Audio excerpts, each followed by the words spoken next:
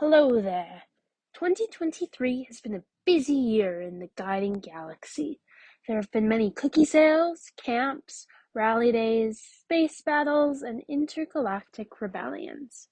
Members from across the galaxy welcomed the new Ember's name, and the Pen Pal Challenge was launched. Within the Any Council system, we saw locations lighted up blue for Thinking Day. However, an age of darkness has come across the galaxy once more. The Guider has gone missing at the hands of Darth Cookie, and we are her only hope. It is my duty to explore the Any Council system to save the Guider from the dark side and restore balance to the guiding spirit. Let's see how the Girl Guide Order has been protecting the galaxy from the dark side of the cookies. Brr. Welcome to the Aurora Adventures area. It's cold, like the winter planet. Let's hope guiding kept them warm. The Sparks enjoyed some warm fondue while learning about the world centers, met Yellowknife's mayor, and had the chance to go swimming. The Embers perfected their camping and sewing skills, learned how to tie knots, and also all about uniforms. The Yellowknife Guides organized a cozy winter sleepover and WAG's International Day of the Girl event, while the Pathfinders supported each other's productions of The Nutcracker and Mean Girls. Together, they all spread the warmth through a service project with YK Cares by putting together packages of food for children in need. Aurora Adventures has had quite the year. There's no sign of the Guider though, so I've found other planets to investigate. My next one is the Peace River area. Let's take a look around the forest planet of the Peace River area. Unfortunately, in May, the Peace River area rally was cancelled, as guiding communities in all corners of the area were being evacuated for wildfires. However, that didn't stop them from enjoying the guiding year, as the summer brought travel opportunities. Units from Grand Prairie and Peace River visited Edmonton and stopped by the Girl Guide House. Another group traveled to Europe and saw London, Paris, and our chalet in Switzerland. Units in Jasper and Edson stuffed a tent for their local food banks. As a final trip for the year, a group of 43 girls and guiders from across the area traveled by school bus to see Cirque du Soleil perform in Edmonton. Now, let's jump to Lightspeed and head over to the Tamarack area. It looks like the Girl Guides of Tamarack area had high ground, as the Whitecourt Sparks enjoyed a sleepover at the TELUS World of Science and are working with McMaster University to participate in a multitude of STEM activities. The Whitecourt Embers meetings also consisted of multiple STEM-focused activities, as well as writing to the pen pals. Whitecourt Sparks and Guides participated in a forest fairy walk, spotting fairies and perhaps some overgrown teddy bears. The Guides in particular were busy, choosing a new unit song for their meetings and crafting soapstone necklaces. What's this? It looks like the Onaway Sparks, Embers, Guides, Pathfinders, and Rangers had a blast in December as they enjoyed a winter wrap-up, making personalized water bottles with vinyl stickers. They also reconnected with the Earth as they partook in an overnight nature camp in Onaway Hall, which included an outdoor play and a history tour of Onaway. Who needs speedier bikes when we can walk? While there are no signs of the Guider here either, it certainly looks like Tamarack area has been having a blast. Next time, I'll have to see if I can stay to try some blue milk. Oh, I see a moon that we can check out next. That's no moon, it's the Edmonton area, where they've had a busy year. Over 1,500 members attended a Thinking Day event at TELUS World of Science, and the Edmonton Oil Kings hosted a Girl Guides night. The area's total cookie order was over 20,400 cases. In the community, the Beaumont Embers held a food drive for the Karma Pantry, while the Northern Lights District made birthday cards for seniors. A Pathfinder unit made animal enrichments at an animal rescue shelter, and planted trees and wildflowers at Tangle Trees, where there were gaps in the forest from fallen trees over the years. The Borealis Gateway District had a visit from MLA Janice Irwin and a female role model tea night. In the Maywood District, Guides hosted a variety show and a Sunday bar, raising money for CWFF.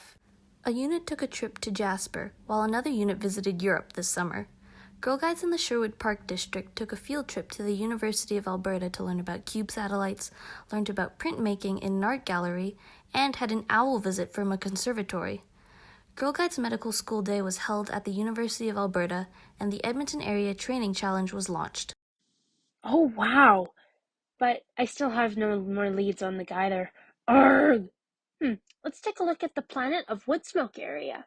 Over in Woodsmoke, the Pathfinders and Rangers had brunch together. There was also an area-wide revel and cook-off. In the Battle River district, the Sparks, Embers, and Guides wrote and mailed letters to Pearl Wenjack. When the skies darkened, they went stargazing, learning about planets, making star wheels, and creating a constellation craft along the way. Members in Lakeland District went tubing at a ski resort and, with the community, helped fix up the area summer camp for the next year of camping. Lloydminster District was busy doing lots and lots of camping, and all branches participated in the local Remembrance Day ceremonies. What is that in the distance? It is I, the master of cookies. I see you've come to save the Guider and stop my plan of selling cookies across the galaxy. I find your naivete amusing. You have no chance at success. Never tell me the odds. Let's punch it into Parkland area. Parkland area has been up to a lot in the past year. Crimson Star District had a trip to the Battle River Railway where they partook in building fairy gardens, visited the Forestburg Museum, and even took a ride on an old-fashioned train. How fun does that sound? Yankee Valley and Nose Creek had a joint district rally day. Golden Poplar and Crimson Star districts participated again at the Girls in Aviation event where they hosted a booth allowing participants to take apart old household appliances. The Parkland area training team put on a training day at the amazing Camp Sherbino, where the group took part in a scavenger hunt to find specific areas and points of interest around camp. Who doesn't love a good scavenger hunt? I love scavenger hunts, but these aren't the guides I'm looking for. Our next stop is Calgary area, the Cloud City. Let's be on our guard. It would be unfortunate if we ended up being put into carbon freeze or something while we're here. Calgary area has had some very exciting things happening. The Thinking Day fireworks were held for the first time since the pandemic, and over 2,000 Girl Guides gathered at the Stampede grounds in order to celebrate. Calgary area also hosted their rally in the spring at the Stampede grounds. The program committees hosted STEM days, a career day, plays, and evenings with the History Wrangler. The area also partnered with Crate to host the Bug Hunt and the City of Calgary in order to host the Transit Trailblazers event. The camping committee put on Sparkle Fest, Ember Camp Academy, Guide Adventure Trek, Challenge Camping 101, and Night Trek.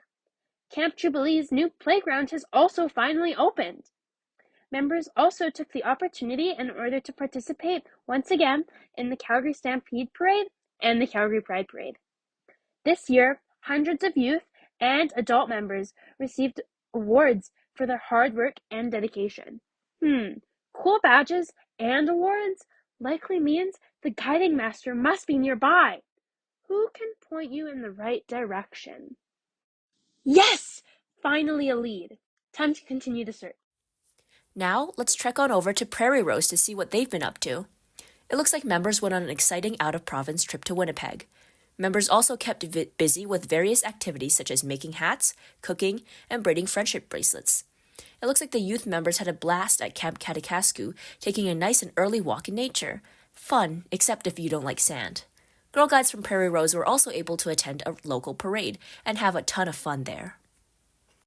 Prairie Rose area has definitely made memories to last a lifetime, but perhaps the Cypress Hills planet has more clues as to the guider's whereabouts.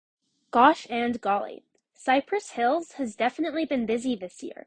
In the spring, they held an area-wide rally, which introduced members to some pretty exciting activities, like wood burning. Pathfinder units also had a neon-themed bridging camp. They made vibrant, colorful tie-dye shirts and had a dance party. How bright! In the fall, they held their Nighthawk area event. It was nursery rhyme themed, and members learned about Mary's little lamps, told stories about the twinkle little stars, snacked on gingerbread houses, and built devices to help cushion Humpty Dumpty's fall. It has been a very enchanting year in Cypress Hills. That is so cool! Wait, what's this I see? Is that the guiding master? The guiding master I am. It is I you wish to see, is it not? Can I have your wisdom on how to continue and find the guider? Yes, Find what you seek at the next planet you will. A spark in you I see, something kind and brave. Grow into an ember it will. Continue training and become a guide, pathfinder, and even a ranger of the sky you will. Your journey you should continue. In this galaxy of guiding, answers will be found. Yes. Thank you, Master, for your infinite wisdom. Now, let's continue to the Chinook area in hopes of finding the guide. Chinook area also had some new changes this year, as they no longer have their Girl Guide Center. But they have their first ever Camp Carnival right in Lethbridge. The guiders got a special treat and enjoyed a Guider Fun Day, a resource fair, and appreciation banquet. At the Chinook Area Rally Day, Sparks and Embers got to make edible campfires and hat traders, while guides, pathfinders, and rangers completed a Girl Guide-themed escape room and decorated cookies. How yummy! The leaders, junior leaders, and rangers attended a weekend retreat where they trained in DEI and Adventure Smart programs. The Crow's Nest Pass trip unit ventured out to British Columbia for an amazing 10-day adventure. They also wrapped up the excitement of the guiding year through a Taste of Guiding event in the fall. What a great year for Chinook area. I have a bad feeling about this. Is that the guider? Stop! You can still join the dark side. We have cookies. It's a trap! Darn. The cookies are $6 a box now, too. Thank you for the help. I fear our journey is not over yet. There are still planets to explore. Onwards you shall go. Is that another group of adventurers I see? The Youth Forum has been busy this year. In the spring, we welcomed new members and met up in person at the AGM in Calgary. There, we presented our Wonderland-themed Year in Review video. While serving on provincial committees, the Youth Forum members helped design the I Saw It in Guidepost crest. The Youth Forum has given openings at provincial council meetings, written blueprint articles, and released 2 episodes for our podcast. We held our fall welcome weekend at Edmonton Guidehouse, where we helped film a promotional video and made friendship bracelets as part of the You in the World Challenge. Hopefully more adventurers are able to experience the value in guiding, just as these young adventurers have. Our next planet looks as though it has 4 seasons all at once.